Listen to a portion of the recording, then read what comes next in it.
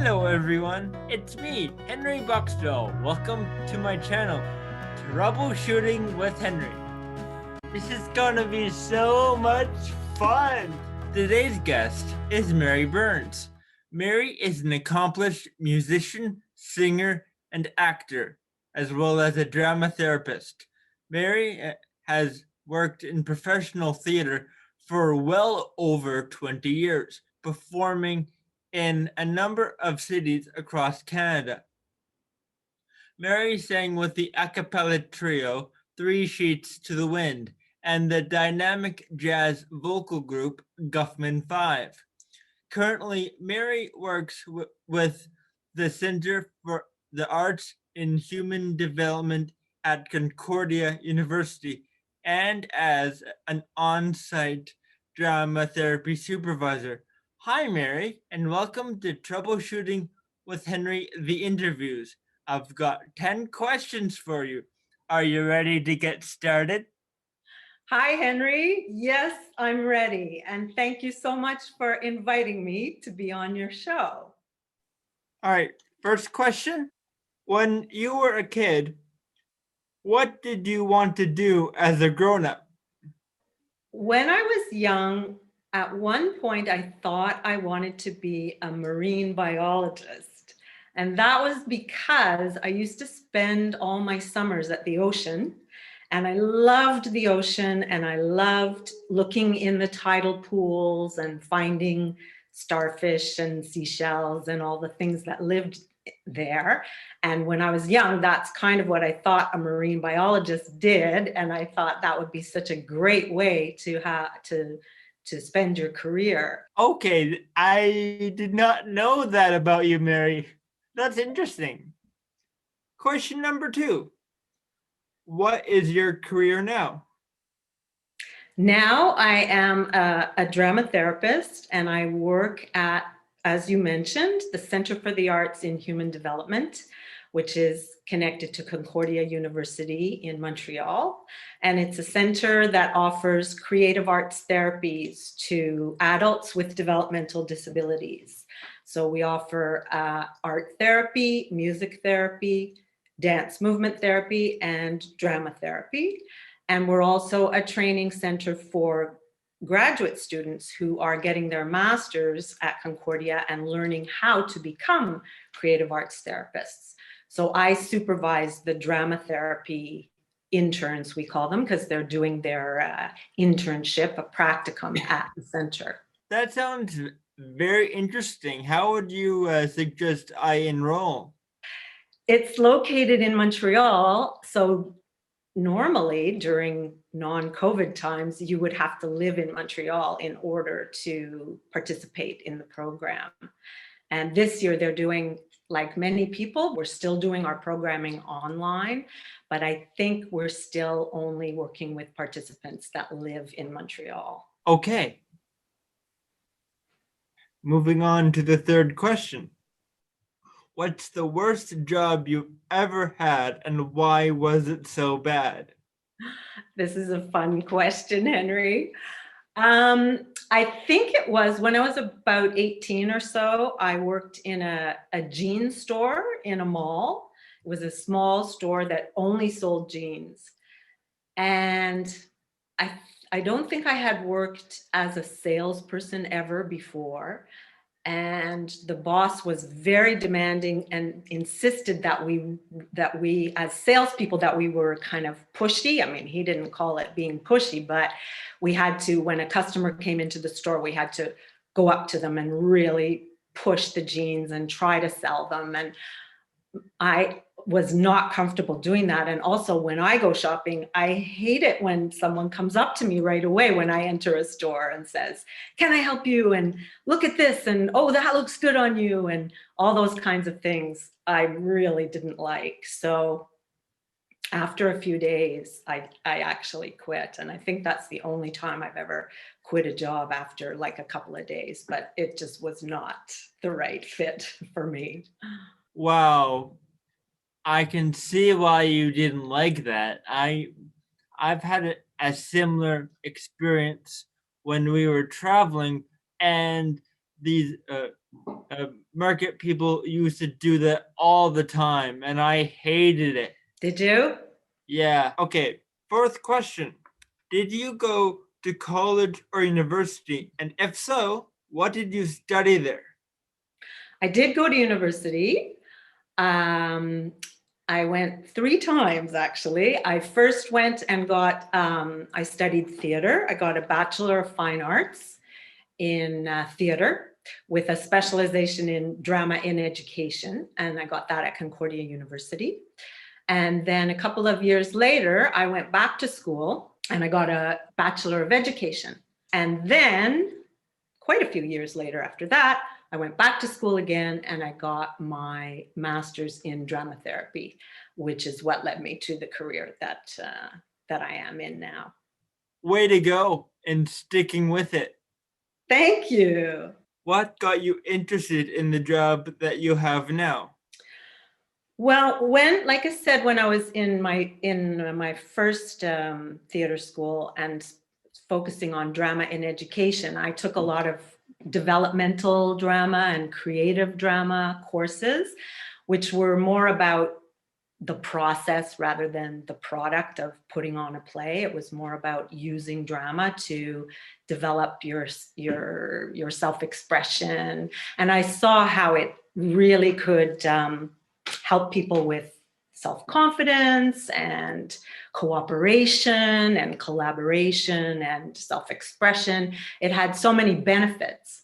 And then for many years, I did theater and music. And after a long time, a lot of that was freelance, which, has its own challenges.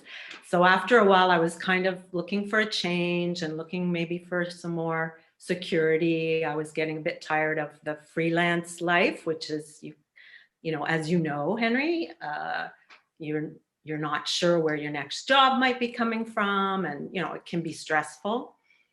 So I was thinking about what I wanted to do and what change I wanted to make, and I heard about this drama therapy master's program at Concordia University, and I also learned that it was co-founded. It was fairly new at that time and was co-started by my former teacher and mentor in my undergraduate program. So that made it more appealing and more interesting to me. So I did it. I went back to school, got the master's, and as part of my training, I went to the Center for the Arts in Human Development as an intern and did my practicum there. And I just loved it. I just fell in love with the place and working with the participants and the work that we did there. And that was it. From then on, once I graduated, they hired me, and I've been working on and off, mostly on, with them ever since. Wow, that's impressive. Question number 6. What do you find most challenging about your job? I think the thing that's most challenging is, it's kind of 2 things: lack of time and money. Because the center is, we're quite a small staff, and we're all basically overworked and underpaid, and we don't have all the resources that we really could use or would like to have to really run the program well and help as many people as possible. Our spaces are kind of small, insufficient. Some of them were kind of, bursting at the seams. So it's frustrating because you feel like there's so much more you want to do and just not enough time to do it. And like I say, also money, because the director of the program, she has to spend a lot of her time fundraising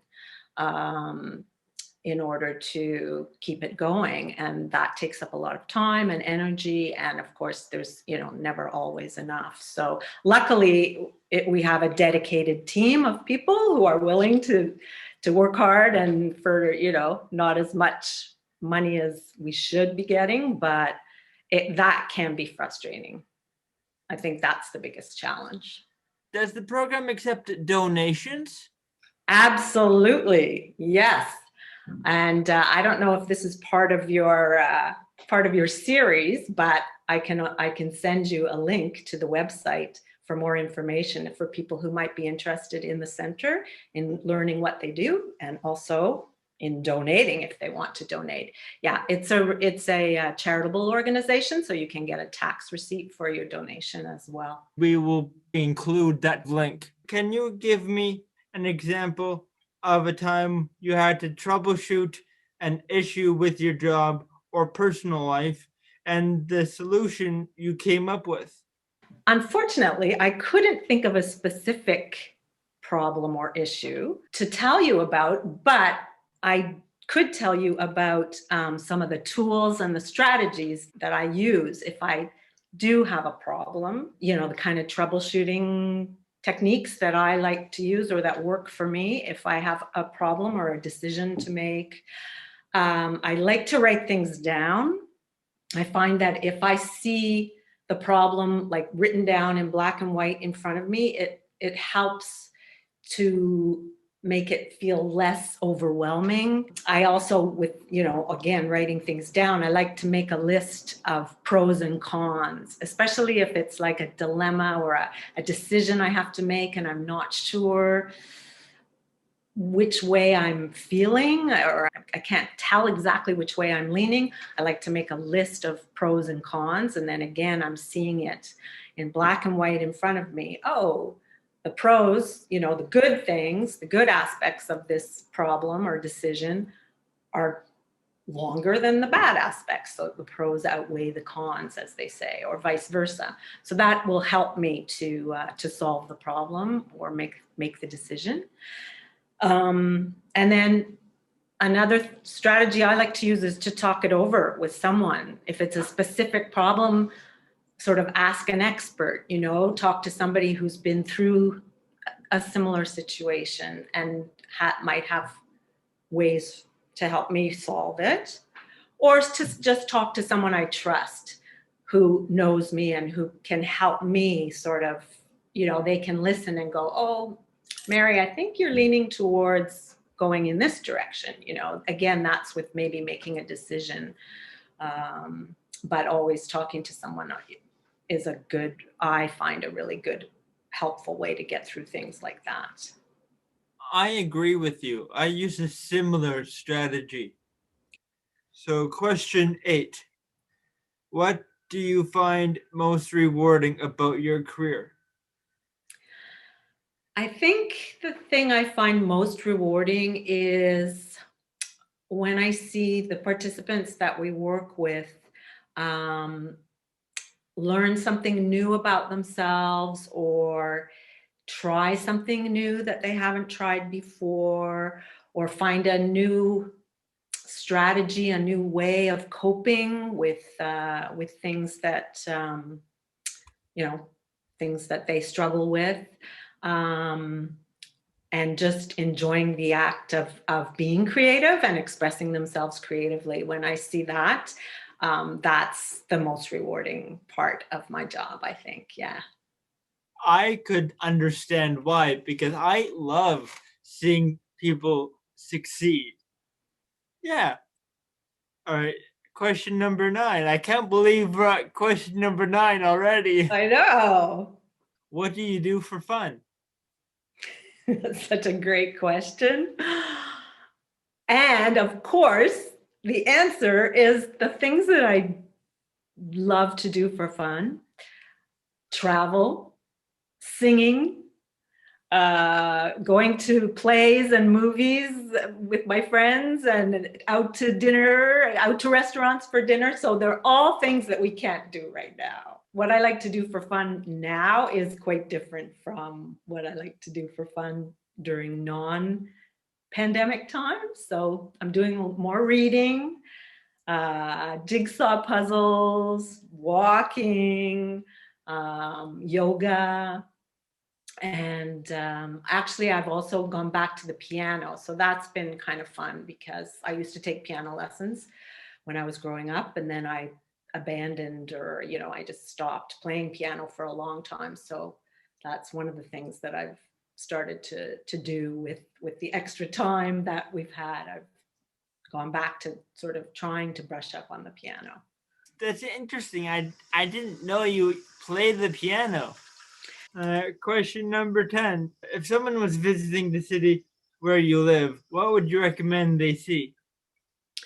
Well, I live in Montreal, Quebec, and I would recommend that they see Old Montreal, a section of town, section of the city called Old Montreal. It's on the river, it's on the water. It's got cobblestone streets and beautiful architecture.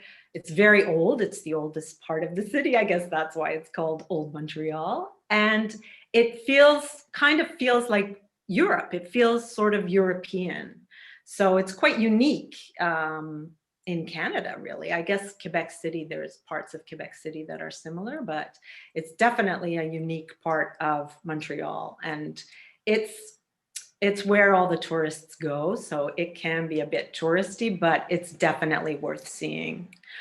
And then the other thing I would recommend, which is also kind of a cliche, but it's wonderful, is the mountain, Montreal.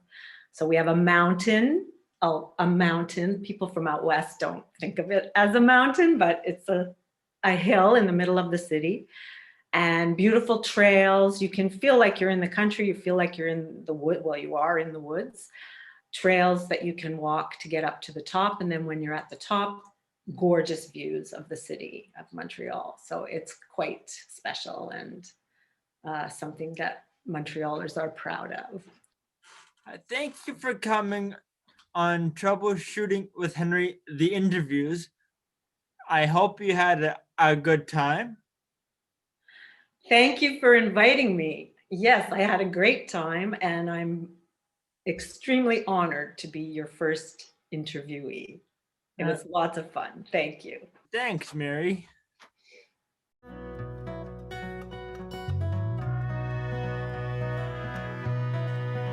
I did not know that Mary wanted to be a marine biologist when she was a kid. That made me think about how incredible it is for her to be doing what she's doing now. How someone can go from marine biologist to drama therapist just because you had an idea that you wanted to do something when you were a kid. It doesn't mean that that's what you're going to end up doing. You just don't know where life is going to take you. And a little piece of advice, guys, never be afraid of change. It can often be a change for the better. To find out more about the Center for the Arts in Human Development or to make a donation, go to www.concordia.ca/CAHD. Thank you for watching. Please like and subscribe below. And as always, special thanks to Johnny Flynn for giving us permission to use his beautiful music. Happy travels! Is waiting for